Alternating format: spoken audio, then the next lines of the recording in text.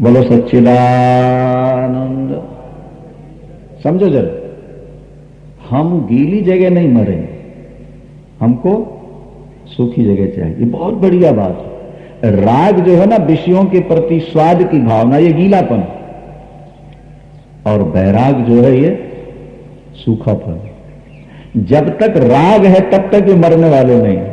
ये तो जब जीवन में सूखापन आ जाए, रूखापन आ जाए, विषयों से मन आपका हट जाए, राग दोष आपके मर जाए, तब भगवान विष्णु ने क्या किया, अपनी जांघें फैलाई, 4000 कोस की जांघें बना ली। चौकड़ी जैसे बोलते हो ना, ऐसे भगवान ने अपनी, क्योंकि वहां तो जल ही जल था, रस राग, सूखी जगह कहीं थी नहीं, तो भगवान ने अपनी चौकड़ी बना ली और कहा कि आओ इसी पर लेट जाओ, इसी पर हम तुमको समाप्त करते हैं। दोनों का सिर भगवान ने अपनी गोद में लिया। ये सूखा है ना, जल तो गीला। तो जब तक विषयों के प्रति आकर्षण रहेगा तब तक आपके जीवन के मधुकैटभ कभी मर नहीं सकेंगे, राग द्वेष कभी मरे। आप जितने कोशिश करोगे मारने की, उतने बलवान होते चले। अंत में भगवान विष्णु ने अपनी गोद में उनका सिर रखा और सुदर्शन से उनका सिर काट दिया। उनके अंदर से जो मज्जा निकली वो पृथ्वी के जल के ऊपर फैल गई और जमते जमते जमते वही पृथ्वी बन गई। इसीलिए इसका नाम मेदिनी है, पृथ्वी का नाम। मधुकैटभ की मज्जा से बनने वाली ये मेदिनी कहलाती है, जिस पर ये सारा संसार खड़ा है। राग और द्वेष पर ही सारा संसार खड़ा है। जिस दिन जीवन में राग और द्वेष नहीं रहेगा, उस दिन संसार मिट जाएगा, माने आपका आवागमन सदा के लिए छूट जाएगा। शेष चर्चा दोपहर की बैठक में आप लोग सुन पाओगे। सांचे दरबार की। नमोस्तु रामाय सलक्ष्मणाय देव्यै च तस्यै जनकात्मजायै। नमोस्तु रुद्रेन्द्रयमानलेभ्यो नमोस्तु चन्द्रार्कमरुद्गणेभ्यः। ॐ नमः परमहंसास्वादितचरणकमलचिन्मकरन्दाय भक्तजनमानसनिवासाय श्रीरामचन्द्राय। विश्वसर्गविसर्गादिनवलक्षणलक्षितं श्रीकृष्णाख्यं परं धाम जगद्धाम नमामि तत्। नारायणं नमस्कृत्य नरं चैव नरोत्तमं देवीं सरस्वतीं व्यासं ततो जयमुदीरयेत्। गुरुर्ब्रह्मा गुरुर्विष्णुर्गुरुर्देवो महेश्वरः। गुरु साक्षात् परब्रह्म तस्मै श्रीगुरवे नमः। नारायणं नमस्कृत्य नरं चैव नरोत्तमं देवीं सरस्वतीं व्यासं ततो जयमुदीरयेत्। गुरुर्ब्रह्मा गुरुर्विष्णुर्गुरुर्देवो महेश्वरः। गुरु साक्षात् परब्रह्म तस्मै श्रीगुरवे नमः। अखण्डमण्डलाकारं व्याप्तं येन चराचरं तत्पदं दर्शितं येन तस्मै श्रीगुरवे नमः। तस्मै श्रीगुरवे नमः। पृथिव्यां पुत्रास्ते जननी बहवः सन्ति सरला। परं तेषामध्ये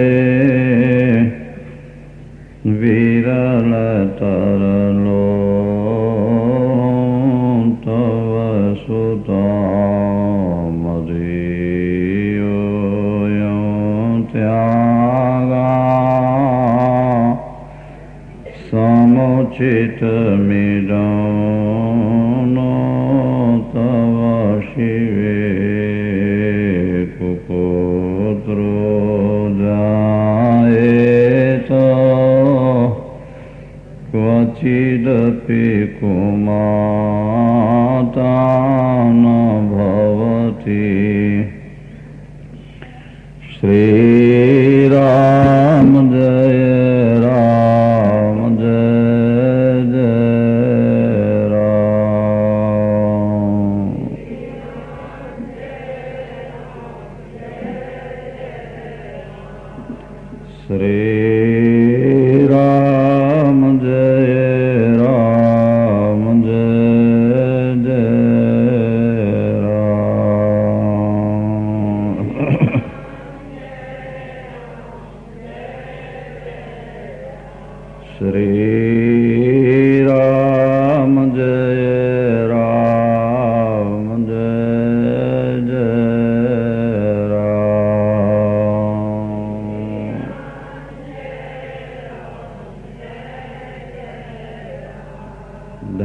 की, अधर्म का प्राणियों में, विश्व का, गोहत्या, गौ माता की, हर हर महा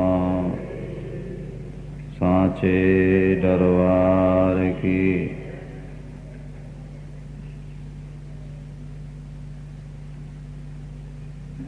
नित्यो नित्यानाम चेतनश्चेतनानाम एको बहूनाम यो विदधाति कामा।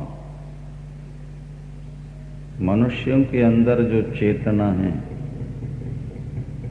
उसका मूल केंद्र महामाया है। ये चिदानंदमयी है। इनकी कृपा से ही जीव बंधन से मुक्ति प्राप्त करता है। महामाया के दो स्वरूप हैं, विद्या और अविद्या। जो इनकी शरण में आता है उसे वे किनारे लगा देती हैं, और जो विषयों में फंसा रहता है उस पर अविद्या का प्रभाव पड़ता है और उसकी चेतना लीन होती चली जाती है। भगवती का विस्मरण जड़ता का निमंत्रण और भगवती का स्मरण चेतना का आगमन। जैसे जलती हुई लकड़ी में न जलने वाली लकड़ी को जोड़ दिया जाए तो वो भी जलने लगती है। इसी तरह चैतन्य स्वरूपा भगवती पराम्बा में अगर मन को जोड़ दिया जाए तो मनुष्य के अंदर जो आत्मा छुपी हुई है वो प्रकट हो जाया करती है और उसे परम शांति का अनुभव होने लगता है। ये पराम्बा भगवती का एक प्रत्यक्ष चमत्कार है।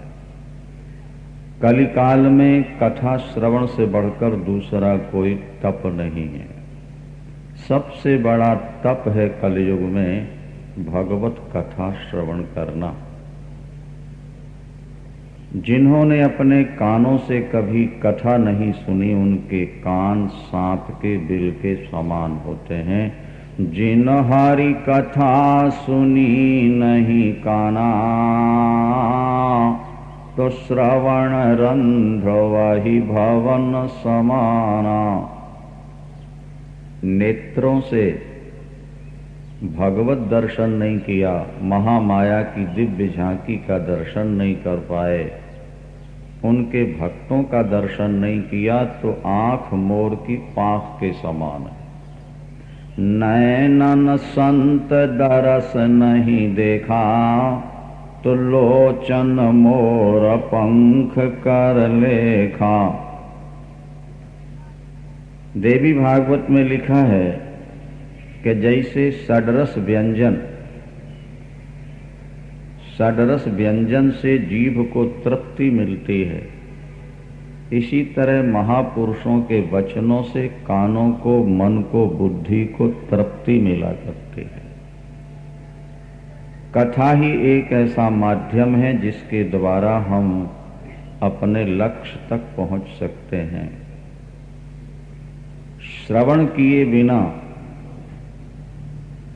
परमात्म तत्व का, चिदामयी भगवती का बोध नहीं होता है। परमात्म तत्व को समझने के लिए, चैतन्य रूपा भगवती को समझने के लिए कथा ही एक माध्यम है। शौनकादि ऋषि 1000 वर्ष तक बराबर कथाएं सुनते रहे। हवन पूजन के बाद जो समय बचता था वो सारा का सारा समय भगवत कथा में ही व्यतीत हो रहा था। पराम्बा भगवती की कथा बड़े भाव से शौनकादि ऋषि सुन रहे हैं। सूत जी से उन्होंने यही निवेदन किया था कि भगवान हमें आप पराम्बा भगवती दुर्गा की कथा सुनाइए।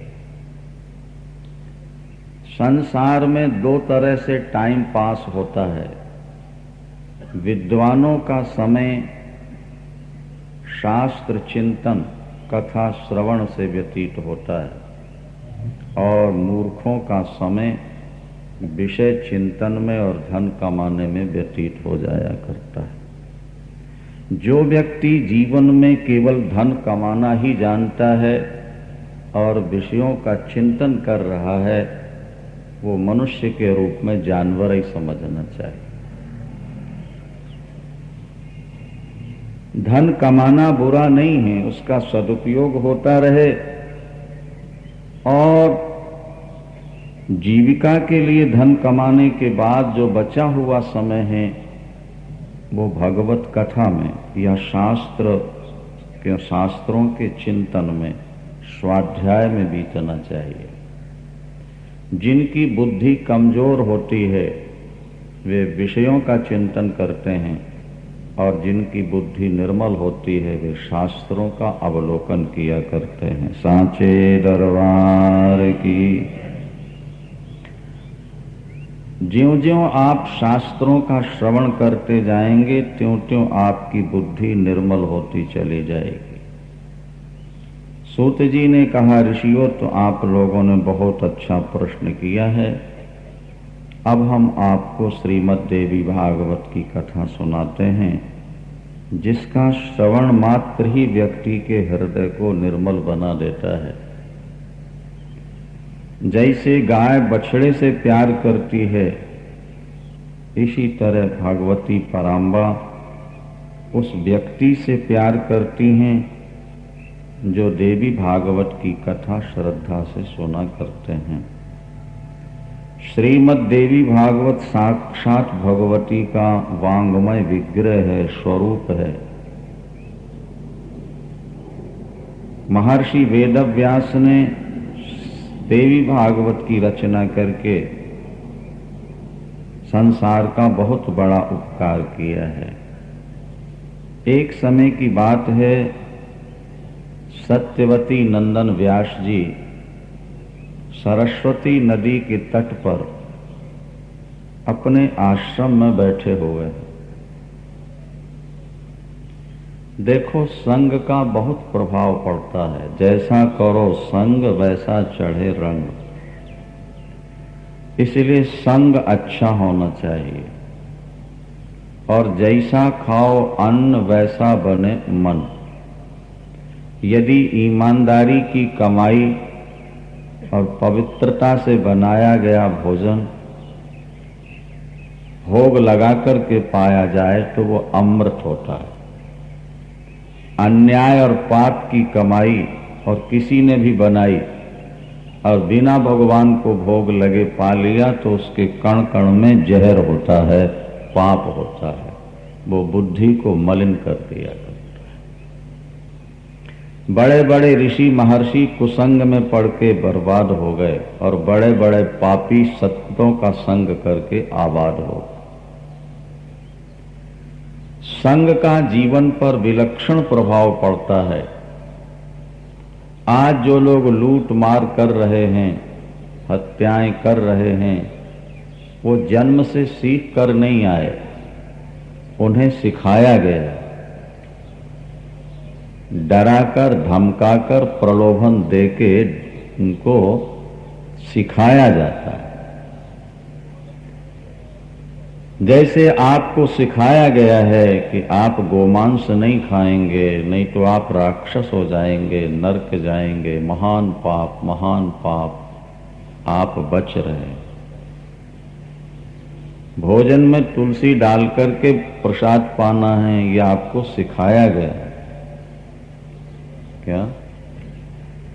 इसी तरह से जो आज लोग कार्य कर रहे हैं, अच्छे या बुरे, उनमें उस प्रकार के संस्कार भरे जाते हैं। जैसे कैसेट जब तैयार होती है तो वो न्यूट्रल रहती है, उसमें कोई गीत संगीत नहीं रहता।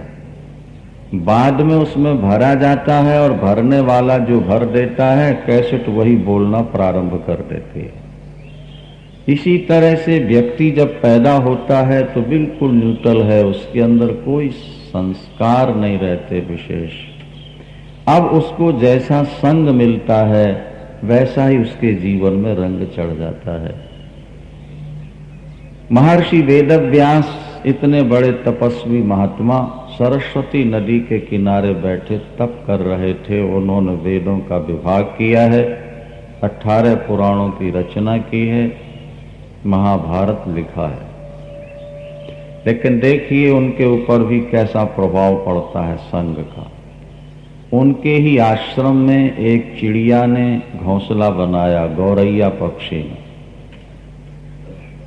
वे पति पत्नी मिलकर रह रहे थे। कुछ समय के बाद देखा महर्षि वेदव्यास ने कि वो मादा गर्भवती हुई, अंडे दिए और उसके बाद उनके बच्चे निकल आए।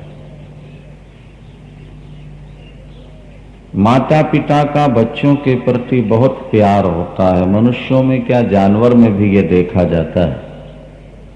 वे गौरैया पक्षी अपनी चोंच में दाना लाते हैं, अपने बच्चों के मुख में डालते हैं।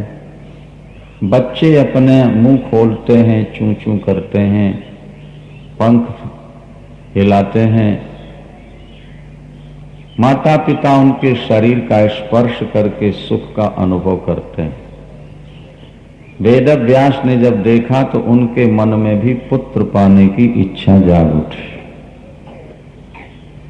ये संग का रंग होता है। आप जैसे लोगों का संग करेंगे, आपके दिमाग में वैसा ही रंग सवार हो जाएगा। इसलिए 4-5 बातों पर बहुत ध्यान रखना जिंदगी में। ये 4-5 बातें इस प्रकार हैं। जैसा करो संग वैसा चढ़े रंग, और जैसा खाओ अन्न वैसा बने मन, और जैसा पियो पानी वैसी बने वाणी, और जैसी राखो शुद्धि वैसे बने बुद्धि, और जैसा करो विचार वैसा दिखे संसार।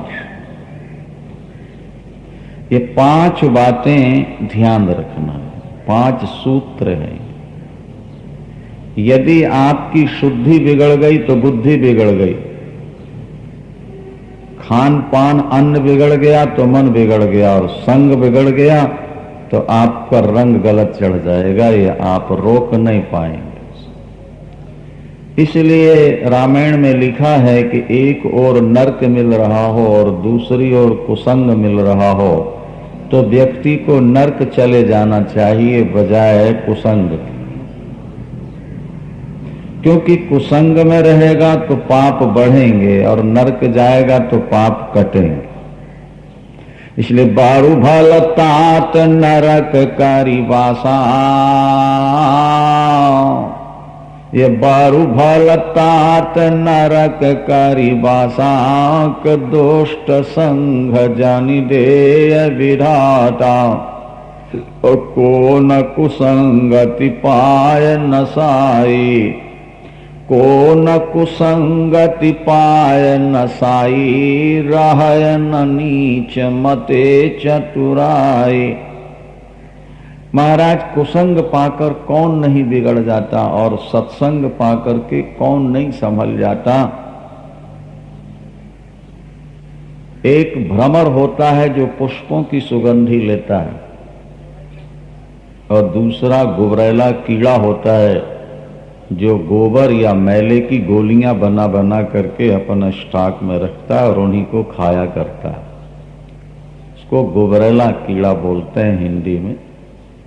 गोबर में या मैले में रहता है और उसकी गोल गोल गोलियां बनाता है। दोनों की शक्ल प्रायः मिलती जुलती होती है, भ्रमर की और गुबरैले कीड़े।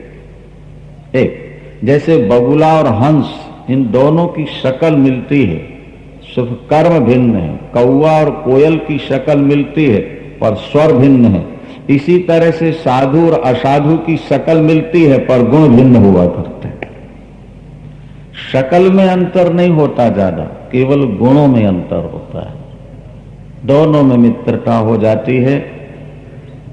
पुष्पों की सुगंधी लेने वाले भ्रमर का निमंत्रण किया है गुबरैले कीड़े ने, और जब वो उसके यहां पहुंचा तो उसने मैले की गोलियां सामने रख दी कि खाओ।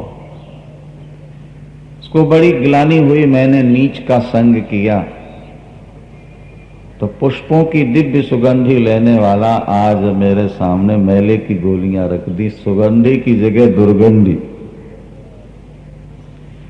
लेकिन उसने सोचा कि चलो मैंने नीच का संग किया तो मुझे ये सामना करना पड़ा, पर इसने तो मेरा संग किया है ऊंचे का, इसलिए इसको ऊंचे उठा देना चाहिए। मित्र, कल हमारे यहां आओ, निमंत्रण है आपका। दूसरे दिन वो गुबरैला कीड़ा भ्रमर के यहां पहुंची। भ्रमर ने उठा के कमल के पुष्प के अंदर उसको रख दिया।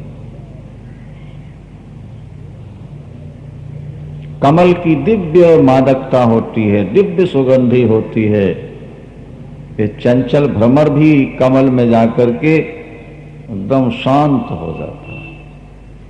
गुबरैला कीड़ा उसके अंदर पड़ा। थोड़ी देर बाद सूर्यास्त हुआ, कमल बंद हो गया। दिन में कमल खिला रहता है और रात्रि में बंद हो जाता है, ऐसा नियम है कमल। वो भ्रमर ऊपर मड़रा रहा है, देख रहा है गंदी गोलियां खाने वाला आज कमल पुष्प के अंदर बंद है। वो भ्रमर ऊपर मड़रा रहा है, देख रहा है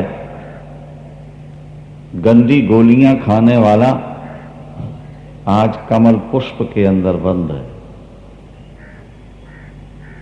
आगे क्या होगा ये देखना। कोई भक्त स्नान करने आए, सुंदर पुष्प दिखाई दिया, उन्होंने उसको तोड़ लिया और वो गुबरैला कीड़ा उसके अंदर बंद है। उन्होंने जाकर के भगवान शंकर का पूजन किया और चंदन चावल बेलपत्र चढ़ाने के बाद वो कमल का पुष्प भगवान शंकर के ऊपर चढ़ा दिया।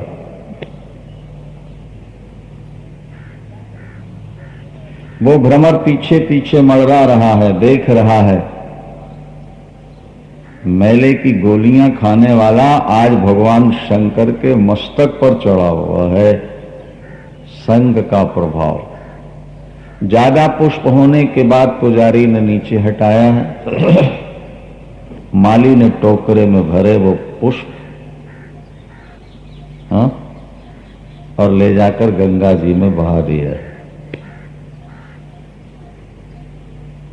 भगवती भागीरथी गंगा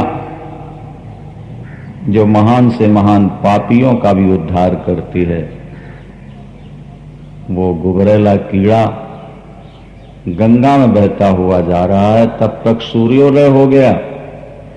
सूर्योदय होने से कमल खिल गया और जब कमल पुष्प खिला तो वो गुबरैला कीड़ा उसी में दिखाई दे रहा है। भ्रमर पीछे पीछे घूम रहा था। गुबरैला कीड़े ने कहा, मित्र, बड़ों का संग करने से व्यक्ति के जीवन में कैसे उत्थान होता है, नीचों का संग करने से जीवन में पतन कैसे होता है, ये दोनों उदाहरण हमारे तुम्हारे सामने।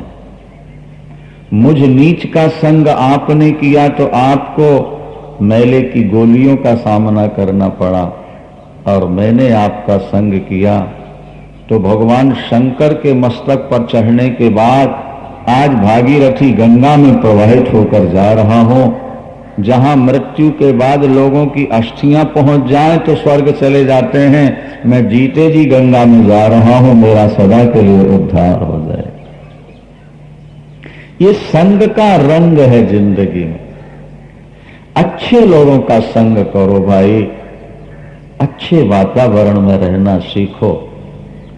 आज तो लोगों का मंदिर हो गया है टीवी और सिनेमा, और उनके देवी देवता हो गए हैं एक्टर एक्टरनी, और उनकी गीता और रामायण हो गए हैं आजकल के उपन्यास और नाटक। जिंदगी का क्या होगा ये आने वाला समय ही बताए। संग को सुधारो। इतिहास इस बात का साक्षी है। जो महान आत्माएं बनी बड़ों का संग करके बनी हैं, और जिनका पतन हुआ है वो कुसंग के कारण ही हुआ है। न तो व्यक्ति जन्म से साधु होता है और ना ही व्यक्ति जन्म से डाकू होता है, ना ही व्यक्ति जन्म से वैष्णव होता है और ना ही व्यक्ति जन्म से नॉन वेजिटेरियन होता है। ये तो जैसा वातावरण मिलता है उसको, जैसा संग मिलता है, उसी ढंग का उसका स्वरूप बन जाता है, उसका स्वभाव बन जाता है। एक गौरैया पक्षी को देखा, उसके बच्चों को देखा, माता पिता का प्यार देखा, तो महर्षि वेदव्यास के मन में पुत्र प्राप्त करने की इच्छा जाग उठी। लेकिन वे उसी चिंता में मग्न हो जाते हैं, अब मैं गृहस्थ जीवन स्वीकार करता हूं तो मेरी बदनामी होती है, अपयश होता है। एक बार संन्यास ले लेने के बाद फिर गृहस्थ बनना कुत्ते के समान। शास्त्र कहते हैं सबई वांताश्य पत्र पहा, कुत्ता बमन करके फिर चाटता है, बमिट किए को खा लेता है। इसी तरह जिस व्यक्ति ने एक बार संसार के विषयों को त्याग दिया और फिर दोबारा उनको ग्रहण करता है तो वो कुत्ते के समान शास्त्रों ने कहा है। अब शादी तो मैं कराऊंगा नहीं, लेकिन पुत्र की मेरे मन में इच्छा जाग उठी, कैसा करूं क्या करूं, विचार कर ही रहे थे कि इसी बीच में देवर्षि नारद पहुंच गए। और देवर्षि नारद के आगमन पर व्यास जी बहुत प्रसन्न होते हैं। देवर्षि नारद से पूछा है तो उन्होंने कहा कि आप पराम्बा भगवती की उपासना करो, भगवती महामाया की उपासना करने से गृहस्थ धर्म स्वीकार किए बिना आपको पुत्र मिल जाएगा और अंत में आपका कल्याण हो जाएगा। ये बात आप ध्यान रखिएगा। हम शास्त्र के आधार पर ये सिद्ध कर सकते हैं कि अनादिकाल से लोग शाक्त थे, सभी शक्ति के उपासक थे। जब तक हमारे देश में शक्ति की उपासना होती रही तब तक लोगों के अंदर जोश था, खरोश था, अपने धर्म अपने देश की रक्षा के लिए एक शक्ति थी। गुरु गोविंद सिंह जी महाराज ने भी भगवती दुर्गा की आराधना की है। नमो उग्रदंती अनंती स्वैया, नमो ज्योति ज्वाला। उन्होंने स्वयं स्तुति की है भगवती ज्वाला जी की, और उन्होंने कहा है कि मां इन दुष्टों का संहार करो। सकल जगमाही खालसा पंथ गाजे और बढ़े धर्म हिंदुन सकल द्वंद भाजे। ये उनके अपने शब्द हैं। हे मां, हिंदू धर्म पर जो बाद संकट के बादल आए हैं वे जल्दी से जल्दी छट जाएं, उनके शब्द। मां भगवती दुर्गा की आराधना करते। छत्रपति शिवाजी, उन्होंने भी भगवती दुर्गा की आराधना की और शक्ति प्राप्त की। जब कुरुक्षेत्र के मैदान में भगवान कृष्ण अर्जुन को लेकर आए तो भगवान कृष्ण ने भी अर्जुन से कहा कि इस समय तुम भगवती दुर्गा की आराधना करो, उनकी स्तुति करो। अर्जुन ने कहा प्रभु आपके होते हुए मैं दुर्गा जी की स्तुति क्यों करूं? भगवान ने कहा जब तुमने मुझे जीवन दे दिया है, अपने जीवन की बागडोर मेरे हाथ में दे दी है, तो पार्थ जैसा मैं कहता हूं वैसा तुम्हें करना चाहिए। 32 श्लोकों में महाभारत में भगवती दुर्गा की स्तुति है अर्जुन के द्वारा। और तब भगवती पराम्बा वहां प्रकट होती हैं, देवता पुष्प वर्षा कर बाजे बजाकर जय जयकार करते हैं।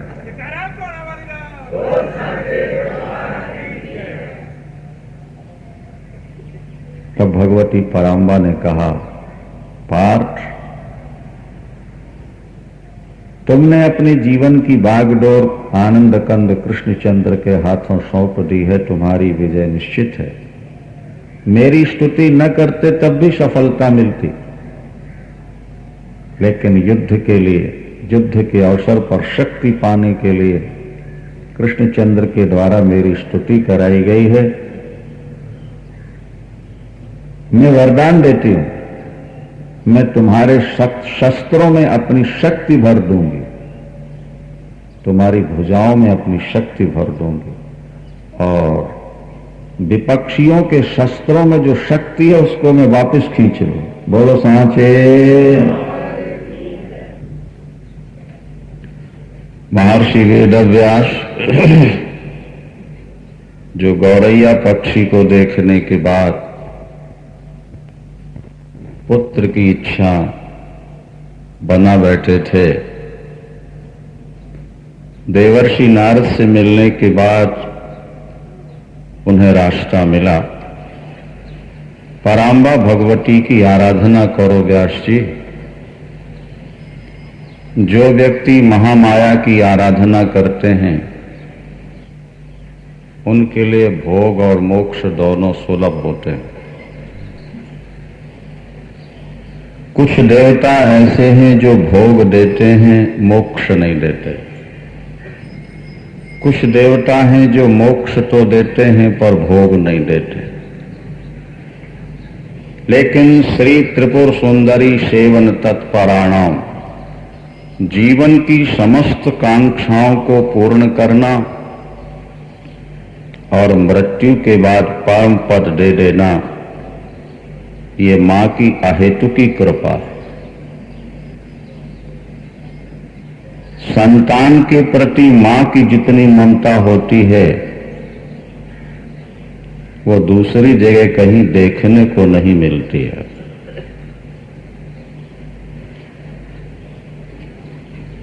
यही राजा सुद्युम्न, इला जो सुद्युम्न के रूप में परिणत हुए, आपने कथा सुनी पहले। इन्होंने स्त्री रूप में भी संतान पैदा की और पुरुष रूप में भी। एक बार ऐसा प्रसंग आया कि तुम्हारी एक संतान मार दी जाएगी, तुमने पुरुष बनकर जो संतान पैदा की है या तो उसको समाप्त कर दिया जाए, अथवा जो स्त्री बनकर तुमने संतान पैदा की उसे मारा जाए। तो लिखा है कि राजा ने स्पष्ट कह दिया कि जो मैंने पुरुष बनकर पैदा किए हैं उनमें से किसी को मार दीजिए, लेकिन स्त्री बनकर जो मैंने पैदा किया उसे नहीं मारिए। पुरुष के मन में उतनी ममता नहीं होती संतान के प्रति जितनी माता के मन में हुआ करती है।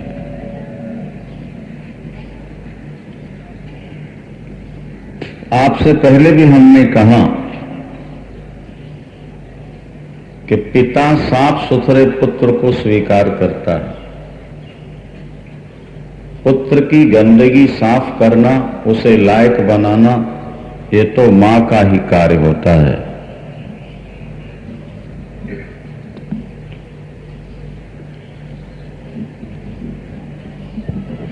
माता की ममता में गंदगी का आभास नहीं होता। अपनी ही जिठानी या देवरानी के बेटे को संभालना पड़े तो घृणा होती है, उसकी गंदगी साफ नहीं कर सकते। लेकिन स्वयं के पुत्र की गंदगी साफ करने में मां को कोई घृणा नहीं होती। गाय ने बछड़े को जन्म दिया है, बछड़ा गंदगी से लपटा हुआ है।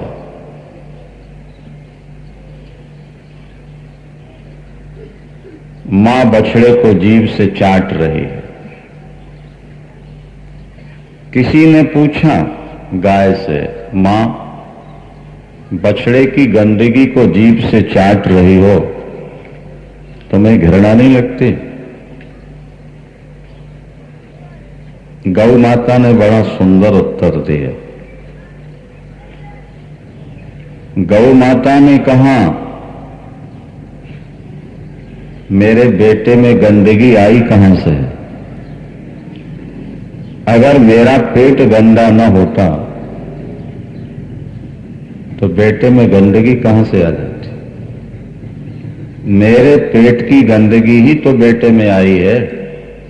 तो जब मेरी गंदगी से बेटा गंदा हुआ है, माया का एक रूप जीव को फंसाता है और दूसरा रूप माया से छुड़ाता है। जब ये प्रसन्न होती हैं तो त्वं वै प्रसन्ना भुवि मुक्ति हेतु त्वं वैष्णवी शक्ति रनंत वीरिया विश्वस्य बीजम परमासि माया सम्मोहिता देवी समस्त में तत् त्वं वै प्रसन्ना भुवि मुक्ति हेतु। मां प्रसन्न हो गई, मुक्ति का दरवाजा खुल गया। किसी ऑफिसर को प्रसन्न करना हो, वो प्रसन्न न हो रहा हो, किसी उपाय से अगर उसकी पत्नी को आप प्रभावित कर लो, प्रसन्न कर लो, तो ऐसा हो नहीं सकता कि आपका कार्य पूर्ण न हो सके। ये ध्यान, कितने ही कठोर ऑफिसर हो, पत्नी के इशारा कर देने पर उसको बात माननी ही पड़ती है। इसी तरह परमात्मा तुम्हारे लिए कितना भी कठोर न्यायवादी क्यों न हो, लेकिन करुणामयी कल्याणमयी भगवती जगदम्बा अगर प्रसन्न हो जाए तो पिता को प्रसन्न होना ही पड़ेगा।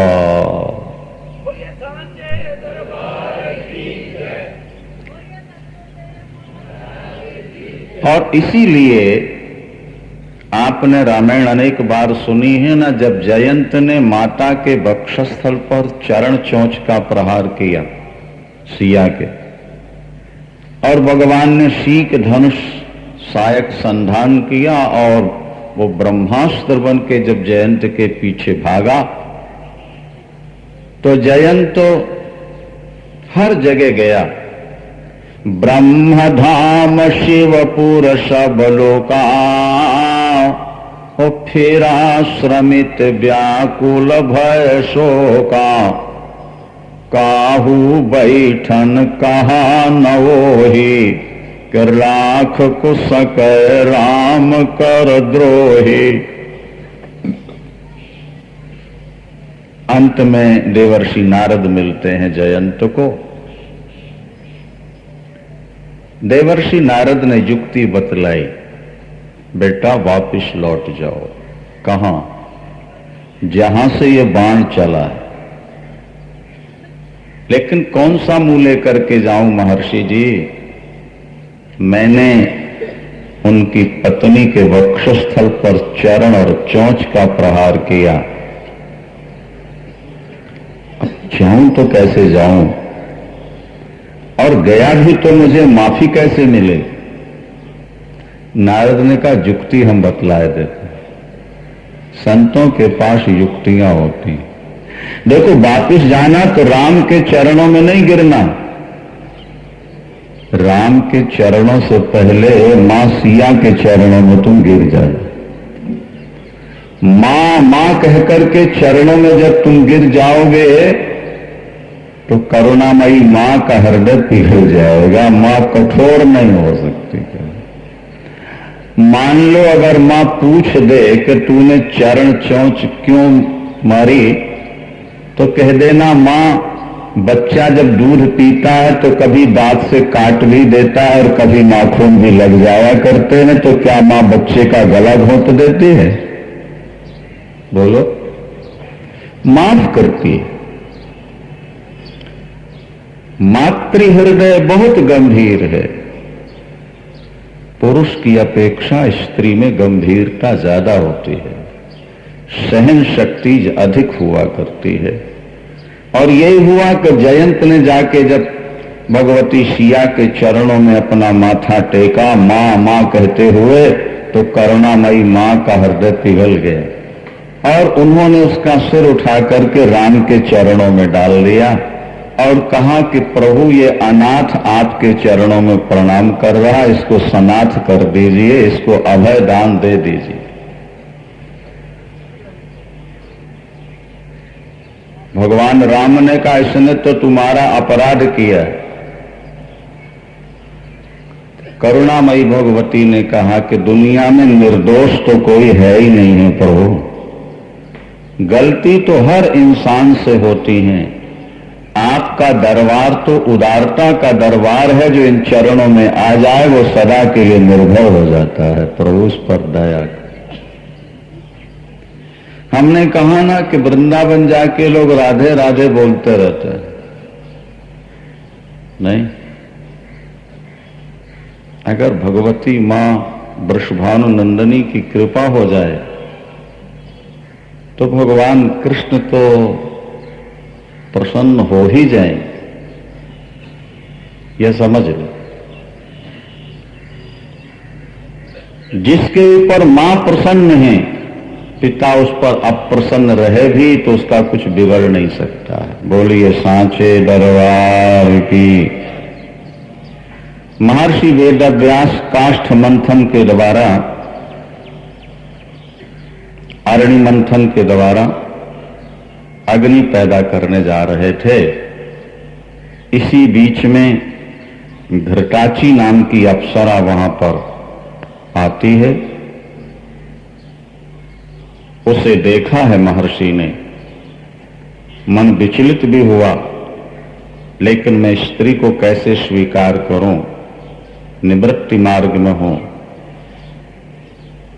उन्होंने स्वीकार तो नहीं किया, लेकिन काष्ठ मंथन के समय ही उनके शुक्र का स्खलन हुआ है और वो अरणि मंथन में पड़ा। उससे दिव्य सुखदेव जी प्रकट हो जाते हैं, देवता पुष्प बरसाते हैं और जय जयकार करते हैं।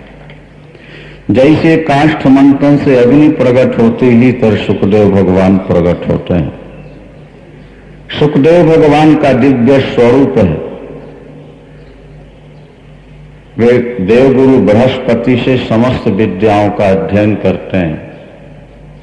वापिस लौटने के बाद पिताजी ने कहा, बेटा गृहस्थ धर्म स्वीकार करो, विवाह करा के संतान पैदा करना, उसके बाद वानप्रस्थ और फिर संन्यास लेना।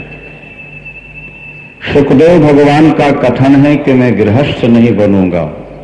पिताजी, गृहस्थ जीवन बंधन का जीवन,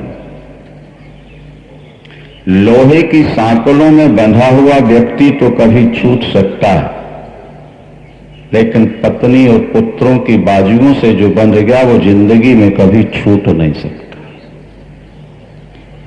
ये लोहे से भी ज्यादा मजबूत बंधन है। गृहस्थ धर्म में हमेशा तनाव, टेंशन है, अशांति। गृहस्थ जीवन में कभी अखंड शांति व्यक्ति को प्राप्त नहीं हो सकती। गृहस्थ जीवन दुखों का घर है। यहां क्षण भर सुख है तो जीवन भर का दुख है। थोड़ा सा सुख मिल जाता है व्यक्ति को गृहस्थ जीवन में। शास्त्र कहते हैं, औपस्थ जय होकार पुण्यात गृह पालायते जना। इन दो इंद्रियों के स्वाद ने जंगल के शेर को गांव का कुत्ता बना दिया। गृहस्थ जीवन में जिह्वा और वासना, ये दो ही विशेष स्वाद हैं। इन स्वादों के लिए व्यक्ति बंध जाता है और फिर सारी जिंदगी रोता रहता है। पत्नी समाप्त हो जाए तो पति रोता है और पति समाप्त हो जाए तो पत्नी जिंदगी भर रोती है। बच्चों की आवश्यकताएं पूर्ण नहीं हो पाती हैं, गृहस्थी का खर्च चल नहीं पाता है। कितना ही लाभ हो लेकिन लोभ कभी पूरा हो नहीं पाता है। व्यक्ति हर समय तनाव में जीता है। ऐसे गृहस्थ धर्म से तो नरक चले जाना अच्छा है, लेकिन गृहस्थ धर्म को स्वीकार करना उचित नहीं। नारद जी ने भी ब्रह्मा जी से यही कुछ कहा था। सुखदेव भगवान ने कहा, मैं अयोनिज हूं, इसलिए अब मैं योनि के चक्कर में नहीं पड़ूंगा। मुझे बार बार जन्म लेना और मरना पसंद नहीं है पिताजी, मैं तो संन्यास ले लूंगा। जो व्यक्ति गृहस्थ जीवन में फंस गए हैं, गृह शब्द का अर्थ है गृह जाना। जैसे नवग्रह होते ना, नवग्रह नहीं, इसी तरह ये गृहस्थ जीवन 10वां गृह है। गृह 10वां, ये व्यक्ति को गृह से रहता है। हमने कई बार आपको सुनाया तो है, जब भगवान राम मारीच को मारने चले तो मारीच कभी छुपता है और कभी प्रकट होता है, कभी पास दिखाई देता है और कभी दूर दिखता है। यह तो एक ऐतिहासिक घटना है, लेकिन इसका जो लक्ष्यार्थ है उसे समझने का प्रयास करो। मारीच मूल में राक्षस है, दिखाई दे रहा है सोने का मृग।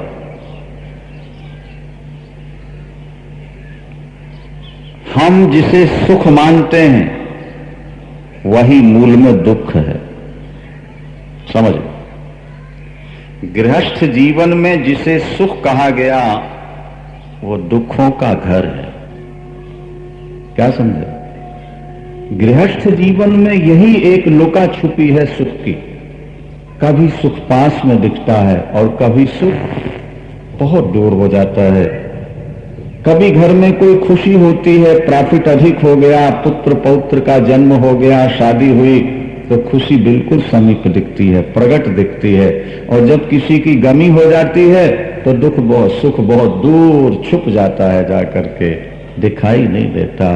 ये मारीच मृग की तरह ही गृहस्थ जीवन की तथा व्यथा कथा है। ना तो गृह बंधन का कारण है और न पत्नी न पुत्र। बंधन का कारण तो व्यक्ति की आसक्ति है। जो ईमानदारी से कमाता है, प्राप्त धन में संतोष रखता है, अतिथि का सत्कार करता है और पराम्बा भगवती की उपासना करता रहता है। पराम्बा भगवती माँ जब कृपा कर देती हैं तो बुद्धि में जो अज्ञान का पर्दा है वो सदा के लिए लीन हो जाता है और सारे जगत में चिदानंदमयी भगवती पराम्बा का ही उसको दर्शन हुआ करता है।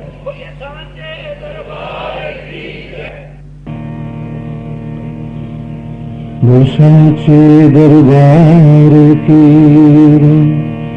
जगदी जोता वाली माता कड़ी सदा जय करा पूज्य माँ जी का वो साचे दरबार की। बोलो जय माता की जय हो, बोलो जय माता की जय हो, बोलो जय माता की जय हो, बोलो जय माता की, बोलो जय माता की। शेरा वाली मैया, मेहरा वाली मैया, चिंता पूर्णी मैया, चिंता हरनी मैया, नैना वाली मैया, महाकाली मैया, कलकत्ते वाली मैया। बोलो जय माता की, बोलो जय माता की, बोलो जय माता की। आज भवानी मैया, जग कल्याणी मैया, आज भवानी मैया, जग कल्याणी मैया, वैष्णो रानी मैया, वैष्णो रानी मैया, शीतला रानी मैया, शकुंभरा देवी मैया, मनसा देवी मैया, ब्रजेश्वरी रानी मैया। बोलो जय माता की, बोलो जय माता की, बोलो जय माता की, बोलो जय माता की। शक्ति ओम, शक्ति ओम, शक्ति ओम, शक्ति ओम, शक्ति ओम, शक्ति ओम, शक्ति ओम, शक्ति ओम, शक्ति ओम, शक्ति ओम। मेरा बोले रोम रोम, मेरा बोले रोम रोम, मेरा बोले रोम रोम। शक्ति ओम, शक्ति ओम, शक्ति ओम, शक्ति ओम, शक्ति ओम, शक्ति ओम, शक्ति ओम, शक्ति ओम, शक्ति ओम, शक्ति ओम, शक्ति ओम, शक्ति ओम। मेरा बोले रोम रोम, मेरा बोले रोम रोम, मेरा बोले रोम रोम। शक्ति ओम, शक्ति ओम, शक्ति ओम। बोलो जय माता की जय हो, बोलो जय माता की, बोलो जय माता की, बोलो जय माता की, बोलो जय माता की। आज भवानी मैया, आज भवानी मैया, जग कल्याणी मैया, नैना वाली मैया, महाकाली मैया, कलकत्ते वाली मैया, वैष्णो रानी मैया, जग कल्याणी मैया, शीतला रानी मैया, जग कल्याणी मैया, शीतला रानी मैया, जग कल्याणी मैया। बोलो जय माता की, बोलो जय माता की, बोलो जय माता की, बोलो जय माता की, बोलो जय माता की। आज भवानी मैया, आज भवानी मैया, जग कल्याणी मैया, आज भवानी मैया, जग कल्याणी मैया, शेरा वाली मैया, मेहरा वाली मैया, मेहरा वाली मैया। बोलो जय माता की, बोलो जय माता की, बोलो जय माता की, बोलो जय माता की, बोलो जय माता की। शक्ति ओम, शक्ति ओम, शक्ति ओम, शक्ति ओम, शक्ति ओम। जो ईमानदारी से कमाता है, प्राप्त धन में संतोष रखता है, अतिथि का सत्कार करता है और पराम्बा भगवती की उपासना करता रहता है।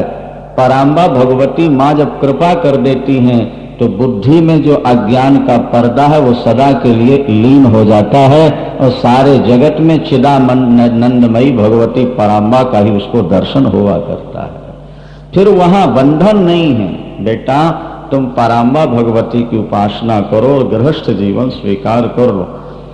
देखो हमारा शिष्य जनक जो देह के रहते विदेह कहलाता है, जनकपुर का राज्य करते हुए भी बिल्कुल न्यूट्रल रहता है, तटस्थ रहता है, उसके मन में ना हर्ष है ना शोक है। सुखदेव भगवान कहते हैं पिताजी ये बात तो मेरी बुद्धि में बैठती नहीं।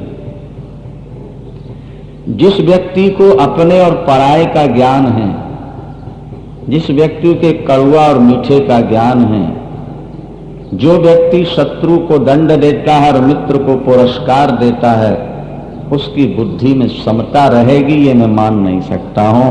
मुझे ये बात जचती नहीं है कि व्यक्ति सब कुछ करता हुआ भी विदेह कहला सकता है। तो व्यास जी ने कहा जाओ बेटा उनका दर्शन करके आओ, तुमको पता लग जाएगा। सांचे दरबार की समझिए। जब सुखदेव भगवान महाराज जनक से मिलने जाते हैं, सुखदेव जी विरक्त हैं और महाराज जनक गृहस्थ हैं। सुखदेव जी ब्राह्मण हैं, जनक जी क्षत्रिय, लेकिन आज भी उनसे ज्ञान लेने जा रहे हैं।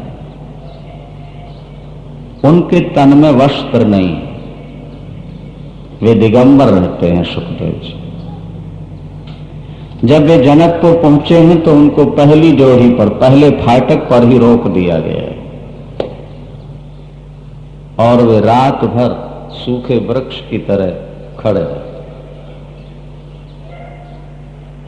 दूसरे दिन उनको दूसरे गेट पर ले जाकर रोक दिया जाता है और फिर वे वहां खड़े रहते निर्विकार। 6 दिनों तक ऐसी उनकी परीक्षा ली जाती है। 7वें दिन उनको अंतःपुर में एक सुंदर सुसज्जित कमरे में निवास दिया जाता है। दिव्य दिव्य सुंदरियां उनके पास आती हैं, अनेक प्रकार के व्यंजन उनके सामने उपस्थित किए जाते हैं। राग भोग, सुगंधित द्रव्य, पुष्पमालाएं, दिव्य गीत, संगीत और नृत्य, यह सब कुछ हो रहा है। लेकिन सुखदेव भगवान बिल्कुल मिट्टी की मूर्ति की तरह शांत चुपचाप बैठे रहे। उन्होंने उस ओर दृष्टिपात भी नहीं किया। जब तक विषय सुख लेते रहेंगे आत्म सुख नहीं मिलेगा। विषय सुख जिस दिन छूट जाता है उसी दिन आत्म सुख प्राप्त हो जाता है। एक ही सुख मिल सकता है, विषय सुख क्षणिक है, आत्म सुख अनंत है। आपकी आत्मा ही परांबा भगवती त्रिपुर सुंदरी महामाया दुर्गा है। आपके यहां रेडियो टेलीविजन है, अमृतसर में हमने देखा, बटन घुमा देते हैं तो पाकिस्तान दिखने लगता है और इस तरफ घुमा देते हैं तो हिंदुस्तान के दृश्य दिखने लगते।